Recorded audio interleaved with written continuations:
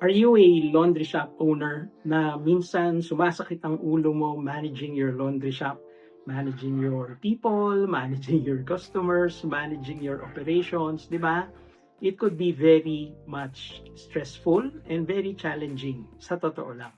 Pero alam mo ba that we can simplify those things, that we can make it easier for you to manage your laundry shop. And the way to do that is to standardize your procedures.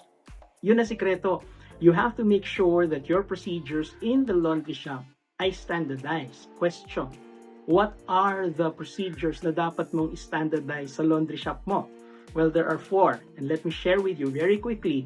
Number 1, yung production procedures. So that includes washing, drying, folding, packaging. Diba? Production yan. And then of course, meron tayong tinatawag na managing the counter procedures.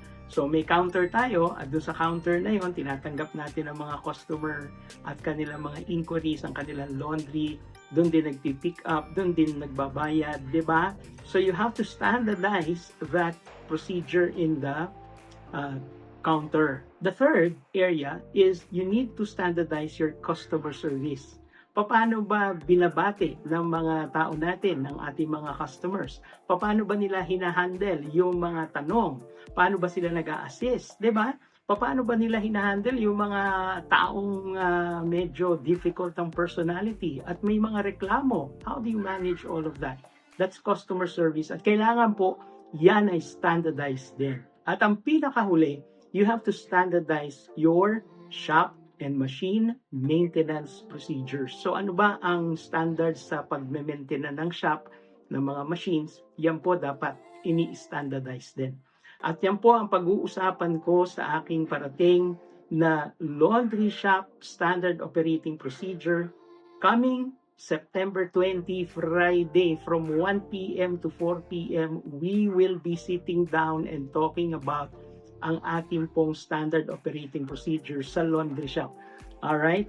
At dyan po ay makakatanggap kayo ng mga libreng materials, libreng template, libreng scripts, at yung pinaka-importante, yung template po on how to come up with your standard operating procedures manual. Alright? So kung kayo po ay interesado to come and join me to start making your laundry shop management tasks and responsibilities much easier, at makatulong pa to further expand your branches in the future, come and join me sa ating laundry shop standard operating procedure. I'll see you September 20, Friday, 1 to 4 p.m. via Zoom meeting, webinar to. So kahit nasaan ka, Luzon, Visayas, Mindanao, or perhaps even outside the Philippines, you can come and join this webinar. To register, just go to the link na nakikita nyo po ngayon sa screen, okay? And sign up, and I'll see you very soon.